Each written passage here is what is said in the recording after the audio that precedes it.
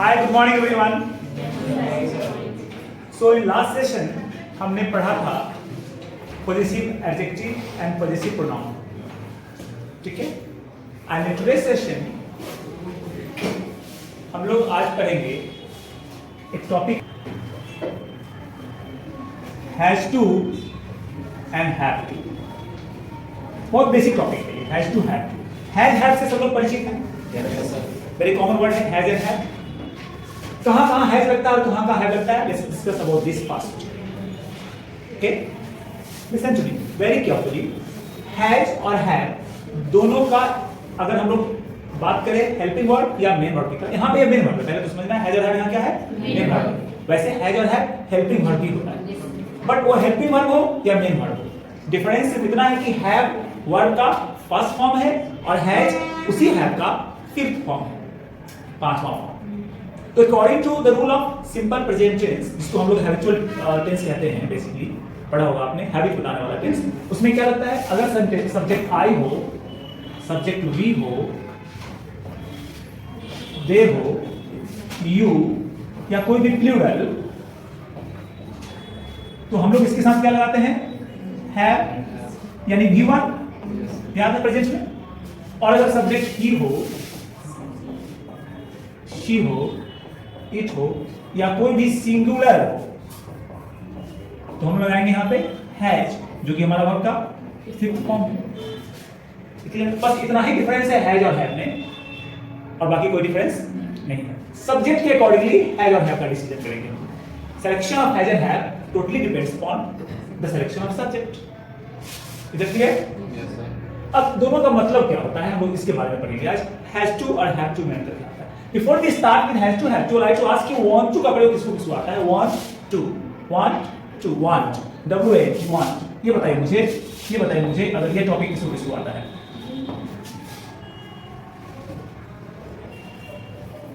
Want बताइए. Want मतलब क्या होता है? नहीं, इच्छा. वांट मतलब क्या होता है? इच्छा, डिजायर. कभी चाहना मत बताइएगा इसका मतलब. डिजायर, चाहना से कई सारे मीनिंग आती है. चाहना तो लाइक को भी कहते हैं, अच्छा लगता है. चाहना लव को भी कहते हैं, कोई किसी को चाहता है, मैं तुम्हें चाहता हूं, आई लव यू. तो चाहना से क्लियर नहीं होता है मीनिंग. हालांकि हिंदी मीनिंग चाहना जैसा दिख रहा है, बट चाहना उसका एग्जैक्ट कॉनोटेशन नहीं है. डेनोटेटिव मीनिंग हो सकता है. एक ही वर्ड का दो मीनिंग होता है, डेनोटेटिव एंड कॉनोटेटिव. डेनोटेटिव मतलब जो डिक्शनरी का मीनिंग होता है, कॉनोटेटिव जो उसके यूज का मतलब होता है, जो हमारे प्रैग्मेटिक सेंस में यूज करते हैं, हम लोग डेली लाइफ में यूज करते हैं. तो चाहना जैसा वर्ड का है, एम्बिग्यूटी क्रिएट करता है, कंफ्यूजन क्रिएट करता है. कि चाहना कैसे बोलेंगे? अच्छा, कई बार चाहना हम लोग नीड के लिए बोल देते हैं, जब जिसमें हम लोग बात करते हैं जरूरत के सेंस में, कि मुझे चाहिए यानी जरूरत है. तो चाहना का एक कई सारा सेंस आ रहा है, तो समझने में थोड़ा दिक्कत हो सकता है कि क्या कहना चाहते हैं. इसलिए हमें साफ बता दिया वांट मतलब इच्छा या डिजायर. इसमें टू लगा के वर्ब लगा लेते हैं हम लोग. वांट टू तो वर्ब का कौन सा फॉर्म लगता है? वर्ब हम लोग पढ़ चुके हैं. तो जब भी टू आता है जनरली, तो हम लोग क्या यूज करते हैं? वर्ब का फर्स्ट फॉर्म. तो अगर यहां भी if like to talk here too, तो इसके बाद वर्ब कौन सा आएगा? वर्ब का फर्स्ट फॉर्म. लेकिन ये अलग है, ये अलग यूज है, ठीक है, और ये अलग यूज है. दोनों का क्या डिफरेंस है? ये तो इच्छा बता दिया. Desire has to have to, desire को नहीं. ये क्या बताता है हमारा? इसका मतलब होता है हमारा इंटेंशन. इंटेंशन को हिंदी में क्या कहते हैं? इरादा. और साथ साथ ये बताता है कंपल्सन भी. कंपल्सन का क्या मतलब होता है बता दो? मजबूरी. अच्छा बताओ मुझे, आराम से बताना, कोई हड़बड़ी नहीं है. Take it very much easy. इरादा मन से करेंगे, कंपल्सन बिना मन के. तो ये होगा विद डिजायर और ये होगा विदाउट डिजायर. ठीक है ना? जब आपका मन होगा करने का, पसंद होगा और तब करेंगे तो इरादा होगा. जब आपका मन नहीं होगा फिर भी करेंगे तो मजबूरी होगा. तो कितने लोग इसमें बताइए मजबूरी में करते हैं क्लास? है ना? तो आपके लिए क्या है ये? कंपल्सन. कुछ लोग इरादा के साथ करते होंगे, मतलब मन करता होगा, उनके लाइफ में कुछ मीनिंग है, उससे करते होंगे, तो उसके साथ क्या होगा? ये इंटेंशन, और दोनों ही बताने के लिए एक ही वर्ड हमारे पास है, हैज टू, हैव टू। तो प्रॉब्लम ये आएगा कि सर कैसे पता चलेगा कि मैं बोल रहा हूँ हैज टू या हैव टू, यानी हैज टू हैव टू से कैसे पता चलेगा कि मेरा इरादा है या मजबूरी है। अगर एक सेंटेंस में बोल दूं, अगर एक सेंटेंस बोलूं, मुझे जाना है, ये हिंदी सुन के इट साउंड्स लाइक कि आपका इरादा है, इट साउंड्स लाइक कि आपका इरादा है, ठीक है, हिंदी से इरादा पता चल रहा है। अंग्रेजी में क्या बोलूंगा मैं, अंग्रेजी में क्या होगा, I have to go. Very good. Same time अगर मैं बोलूं आपको कि मुझे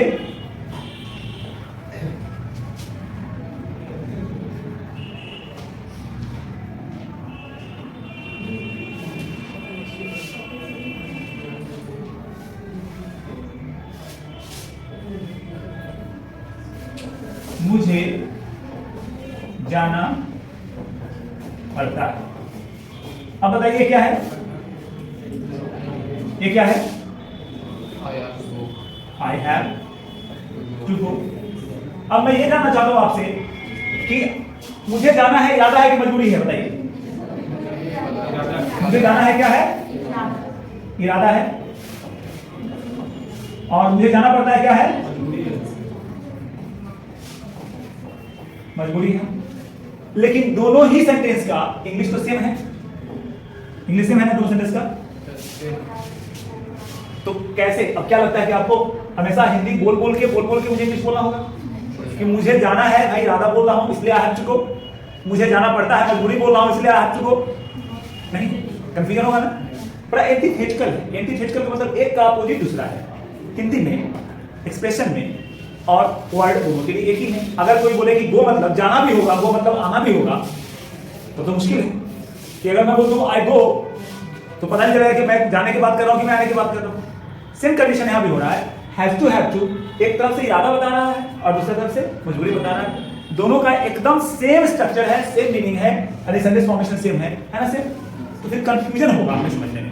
इस कंफ्यूजन को दूर करने के लिए क्या करेंगे, नेक्स्ट स्लाइड में वो देखेंगे। यहां तक ठीक है, फिर समझ में आ रहा है, दोनों का स्ट्रक्चर समझ में आ रहा है। स्ट्रक्चर क्या होता है, इधर सब्जेक्ट लगाएंगे, ठीक होता है ना, हैज टू हैव लगाएंगे, वर्ब लगाएंगे, ऑब्जेक्ट लगाएंगे, वेरी सिंपल स्ट्रक्चर।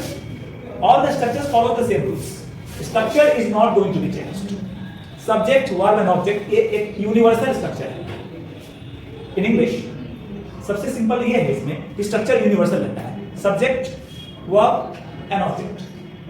प्रेजेंट का भी वही स्ट्रक्चर, पास्ट का भी, फ्यूचर का भी, किसी भी टेंस की बात करें, किसी भी सेंटेंस की बात करें, मोटा मोटा अगर बात करते हैं ऑन एवरेज, कुछ अलग से यूसेस हैं जिसको हम लोग देखेंगे आगे चल के नेक्स्ट क्लासेस में। बट अगर इन जनरल बात करूं, then structure remain the same, subject, verb and object. उसी को फॉलो कर रहा है। सब्जेक्ट ये हैज टू हैव लग गया, बीच में जरूरत पड़ी तो वर्ब, एंड देन ऑब्जेक्ट जरूरत पड़ेगी तो ऑब्जेक्ट लगा के इनपुट कर देंगे। Is that clear? As simple as it is. Problem यहां है मुझे कि अगर मैं बोलूं आई हैव टू गो तो आप क्या समझेंगे? अगर मैं हिंदी नहीं बोलूं, मुझे हिंदी तो बोलना नहीं, आप टू स्पीक इंग्लिश, मैं बोल रहा हूं I have to speak English. अब आपको क्या लग रहा है कि मैं मजबूरी में बोल रहा हूं I have to speak English, कि मैं इरादा के साथ बोल रहा हूं I have to speak English? ये अभी आप समझ पा रहे हैं कि जिस इस सर्कमस्टेंसेस में, इस कॉन्सिक्वेंसेस में, इस सिचुएशन में आप हमें एक दूसरे को देख पा रहे हैं। यही चीज होता है, एकदम बिल्कुल ध्यान देना है कि क्या सिचुएशन है बोलने के पहले। एक स्लाइड देखते हैं हम लोग। बात कीजिए कि जब भी हम बोलना शुरू करते हैं, व्हेन वी स्टार्ट स्पीकिंग और टॉकिंग टू एनीबॉडी, एक सिचुएशन होता है हमारे साथ। उस सिचुएशन में क्या सीन चल रहा है, क्या एक्शन चल रहा है, उसके अकॉर्डिंगली हमारा एक्सप्रेशन होता है। What is an expression? Sentence cannot be spoken in isolation. Isolation in the sense अकेले नहीं बोला जा सकता। एक सेंटेंस इंडिपेंडेंटली आकर आप कहीं से और एक अकेले का सेंटेंस नहीं बोल सकते कि एक सेंटेंस बोलिए बात खत्म, आई हैव टू गो, मैं इसके पहले मैं इसके बाद में, और that's it. It's not like that. We have to speak in a sequence. So expression always goes in a sequence. We start with hi, hello, we initiate discussion. That is all we have already studied. Like hi, how are you, how do you do. If a stranger, we speak with how do you do. If known people, we start with hi, how are you. इसको कहते हैं लोग फैटिक communication की बात को शुरुआत करते हैं, शुरू करते हैं, बिगिन किया हमने। अब जब बिगिन किया तो एक एटमॉस्फेयर क्रिएट हुआ, एक एनवायरनमेंट क्रिएट हुआ। इस एनवायरनमेंट में जैसे मैं यहाँ आया क्लास करने के लिए, मैंने कहा हाय गुड मॉर्निंग एवरीबॉडी, तो एक शुरुआत हो गई हमारी। अब हमारे मन में क्या है, फीलिंग आ गई पढ़ाने की। अब क्योंकि मैं यहाँ आया हूँ और मैंने गुड मॉर्निंग बोला, मुझे देखकर आपको फील होगा कि मैं मजबूरी में आ रहा हूँ कि अपने मन से पढ़ा रहा हूँ, मेरी इच्छा है पढ़ाना, एक्सप्रेशन बताएगा पहला, तो एक उसको ऑब्जर्व करना होता है। That's why it is said that communication is not a one-way process, rather it is a two-way process. It is a two-way process, and it is a continuous process. It cannot be spoken in isolation, in one word, one sentence, and that's all. No, it cannot happen like that. How does it happen? That I start speaking, you take response, you give feedback, I again take response, and I give feedback, and thus it continues in circular motion. It is always continue till we reach to an end, till we get our real purpose, that is to be completed. तो जब तक वो complete नहीं होता purpose, चलते रहता है। तो वो पर्पस हमें डिसाइड करके बताएगा कि ये हैज टू इंटेंशन है या कंपल्शन। बात समझ आ रही है? यहां तक मैं आगे और बताता हूं अभी लिखकर, लेकिन ये बातें समझ आ रही होगी। इट इज क्लियर कि आप अकेले नहीं बोल सकते। अगर मैं आके यहां बोलूं सीधा सीधा आके कि मैं क्रिकेट खेलता हूं, कितना रिलेवेंट लग रहा है सेंटेंस, कितना गलत लग रहा है, कितना सही लग रहा है। If I am telling I play cricket, you let me know that am I speaking correct or incorrect? Is this sentence correct or incorrect? My statement is I play cricket. I subject, I के साथ क्यों लगता है play cricket हो गया V1, और object है cricket लगा दिया हमने, I play क्रिकेट। सेंटेंस तो साउंड्स करेक्ट, लेकिन क्या ये रिलेवेंट है इस सिचुएशन के लिए? तो जब रिलेवेंट नहीं है तो एक सेंटेंस करेक्ट होने के बावजूद भी हमारा एक्सप्रेशन इनकरेक्ट, क्योंकि इस सिचुएशन में वो सूट नहीं कर रहा। एंड कम्युनिकेशन क्या है? अकॉर्डिंग टू सिचुएशन आपका मीनिंग निकल एक्सप्रेस होना चाहिए।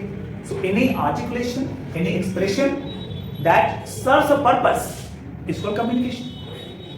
तो उसी कम्युनिकेशन के लिए पर्पस सर्व करना पड़ेगा। अगर मैं यहां बोलूं कि yes I am a teacher, I am teaching, लग रहा होगा आपको सही। अगर मैं पढ़ा रहा हूं और बोलो आई एम टीचिंग, नहीं, तो वैसा ही हो गया कि birds are flying the sky because I have a marker. नहीं, दोनों सही अकेले अकेले में सही है। Birds are flying the sky, ये तो बिल्कुल सही करेक्ट सेंटेंस है, एकदम ग्रामेटिकल करेक्ट है, कोई ग्रामर में मिस्टेक्स नहीं है। और रीजन दे रहा हूं मैं बिकॉज लगा के, जैसे कि आपने बनाया था अभी सेंटेंसेस भी हमने चेक किया था, इसको लॉजिकल फैलेसी कहते हैं ना। फैलेसी एरर है कि रीजन आप दे रहे हैं, असर्शन तो बताया कि birds are flying the sky, reason दे रहे हैं क्योंकि मेरे पास मार्कर है, इट इज नॉट करेक्ट। तो इनकरेक्ट हो गया, तो entire sentence as a whole incorrect expression हो गया। तो सेंटेंस सही होने के बाद भी एक्सप्रेशन इनकरेक्ट होगा if it is not spoken according to the situation, circumstances, requirements of the time, moment. ठीक है, इसी में कम्युनिकेशन बनता है। उसी को समझने के लिए आपको ये समझना पड़ेगा कि इंटेंशन कब होगा और कंपल्सन कब होगा। तो इसको पहले वाले सेंटेंस पे आ जाएगी। आई हैव टू, क्या था सेंटेंस हमारा? I have to go. अभी मैं इससे पहले बोल रहा हूं कि आई वांट टू, चलो I want to meet. First sentence क्या है मेरा? ये डिजायर है, डिजायर तो आ गया मीटिंग का, मन कर गया मीटिंग करने का। I want to meet you, so I have to go to him. अब यहां बताओ, ये I have to go, so I have to meet him. यहां पे देखो फर्स्ट सेंटेंस क्या कह रहा है? मेरी इच्छा है, यहां डिजायर बताया, ध्यान से देखिएगा, डिजायर बताया। तो जो एक्शन डिजायर के बाद करेंगे वो क्या होगा आपका? इंटेंशन हो जाएगा, हो गया।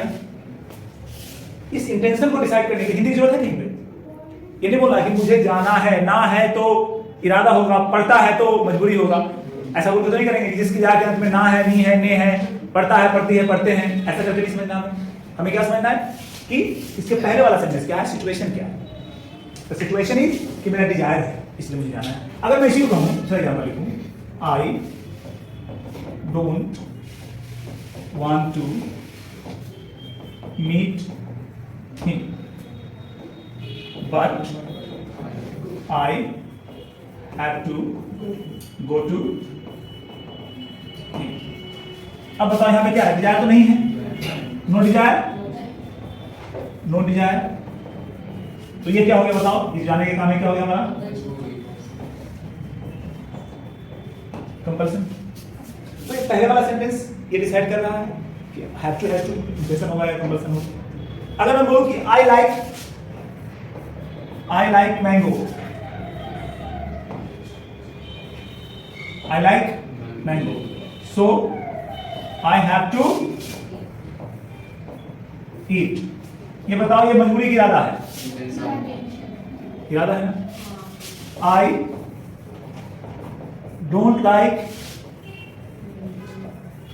mango, but I have to eat। क्या हो गया, कंपल्सन हो गया। ऐसा नहीं, मैं दूसरा एग्जांपल देखो बता दो उसको। सुनो, ऐसा मत सोचना कि बट लग गया तो कंपल्सन है, ठीक है वैसा है, बट अगर एग्जांपल ऐसा दो कि everybody force me not to go but I have to go because I like it. अब क्या है, इरादा है कंपल्सन है का इंटेंशन हो गया। तो ऐसा नहीं समझना है सेंटेंस का रिक्वायरमेंट क्या है, सिचुएशन क्या है, उसके अकॉर्डिंग ठीक है। जनरली बट लग गया तो मोटा मोटा समझ में आ रहा है दैट लाइक टू सी कि भाई सीधा सेंटेंस है तो बट मतलब अपोज कर देगा। तो ये सेंटेंस अगर डोंट लाइक है तो उधर जरूर इरादा होगा, इधर लाइक है डोंट लाइक है तो उधर मजबूरी होगा, अगर लाइक है तो उधर इरादा होगा। लेकिन समझना है अलग अलग सेंटेंस तो सिचुएशन के साथ बदल सकता है। So like this we can decide has to is compulsion और इंटेंशन। अब तो समझ में आ जाएगा कि हैज टू क्या कंपल्सन है इंटेंशन है। कोई डाउट किसी को?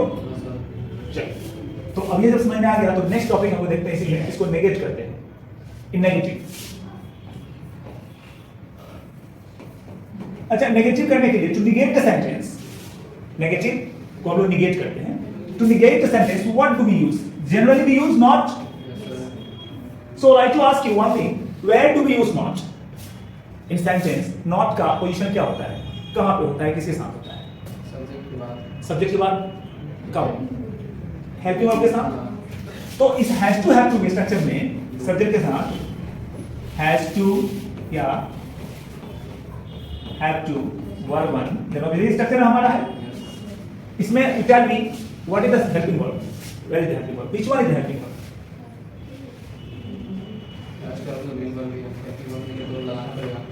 That's the point, na? Because has to have to is a main verb. This is a main verb. Main verb. Has to are not helping verb.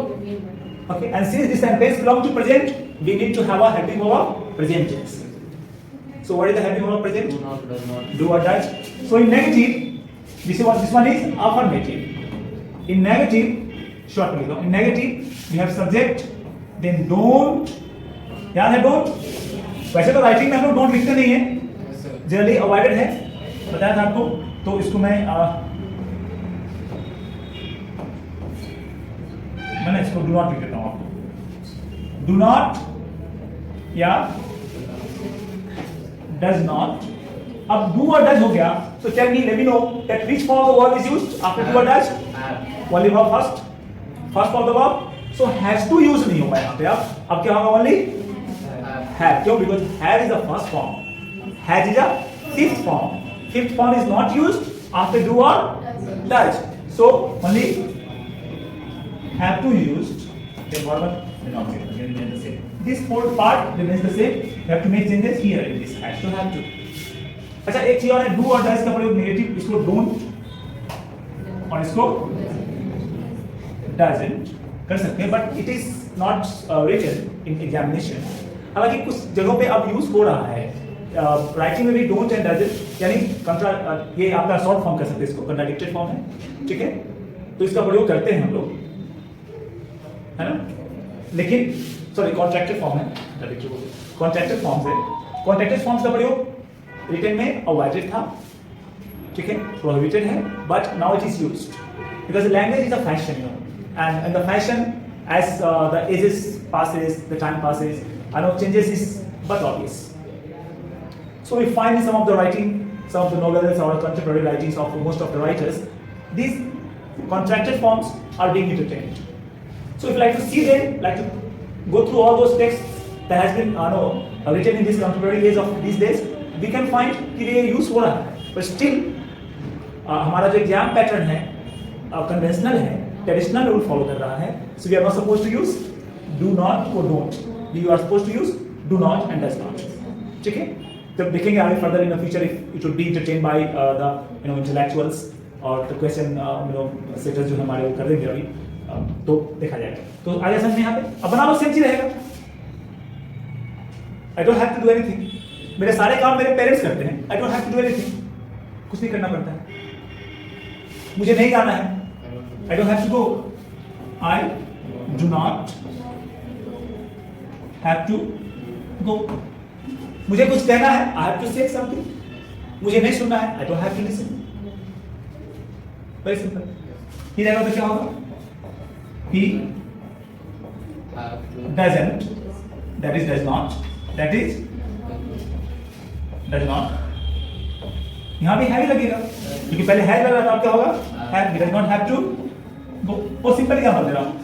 मुझे आज आपसे बात नहीं करनी है। Today I don't have to talk to you। I don't have to talk to you। तो ये इरादा होगा, इसके पहले फिर लगाएंगे सेंटेंस बोलेंगे, पहले इसके पहले वाला सेंटेंस डिसाइड कर लेगा कि सेंटेंस हमारा ये इरादा आया मजबूरी। देखते हैं क्या आ गया, नोट कर लेते हैं ना बाद में, इसको नोट कर लीजिएगा। अब इसके यस नो क्वेश्चन करेंगे तो क्या होगा बता दो। यस नो क्वेश्चन में क्या होता है? यस नो क्वेश्चन क्या होता है बताओ? वैसा प्रश्न का आंसर यस या नो में देते हैं। That always begins with helping verb. क्या होगा हमारा यहाँ पे? डू या डैश सब्जेक्ट हैव टू की has to. Has to is no more used. Do ने जैसे आ गया वहां क्या होगा हमारा? Always have to verb of the object. क्या आपको कुछ कहना है, क्या आपको जाना है, क्या आपको बोलना है, क्या आपको सोना है? Do you have to go now? क्या आपको अब जाना है? क्या आपको कुछ कहना है? Do you have to say anything? No, I don't have to say anything। Yes, I have to say something। WH में क्या हो जाएगा? WH क्या होता है? सेम लगता है वही जो पढ़े आप लोग WH word. Other than who, which and whose, six के साथ वर्ड प्लस do या dash subject have to verb one, सब कुछ सेम रहता है। Yes no क्वेश्चन में WH वर्ड जो देखो यहां से इसको क्वेश्चन डब्ल्यू जोड़। आपको क्या क्या खाना है? What do you have to eat? कहां जाना है? Where do you have to go? लेकिन इसमें अगर हु रहता कि किसे जाना है, सेंटेंस ऐसा होगा किसे जाना है। अब बताओ हु हो गया, ठीक है। हु के साथ आप हैव कैसे लगाओगे बताओ? हु तो सिंगुलर होता है, डू डू लगा नहीं, so has to. Who has to go? Answer क्या देंगे? I have to go. Similarly which हो जाएगा? व्हिच वो हैज टू। ये आपको समझ में आ गया स्ट्रक्चर मोटा-मोटा समझ में आ गया कैसे? How can we just use this has to have to for intention और कंपल्शन। कब होगा इरादा, कब होगा मजबूरी, समझ में आ गया। एक बात तो हो गया यहाँ पे। दूसरा एक इंपॉर्टेंट बात ये जानना है कि जब हैज टू हैव टू से हैज टू या हैव टू से, ध्यान दीजिएगा एकदम बिल्कुल, हैव टू से हमारा जब इंटेंशन होता है तो ये होता है फ्यूचर।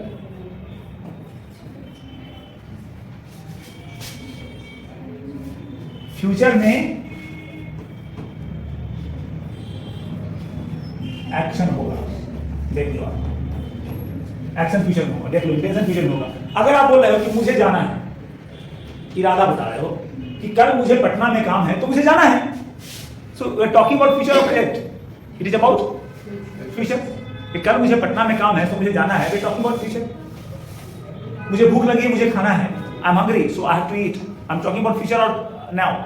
फीलिंग अभी है, डिजायर अभी है, एक्शन कब होगा? फ्यूचर में। सो इंटेंशन इज ऑलवेज फ्यूचर। इसके साथ विल लगाने की जरूरत नहीं है, विल शैल कुछ करना नहीं है, ये ऑलरेडी फ्यूचर को बता देगा। लेकिन when this has to have to,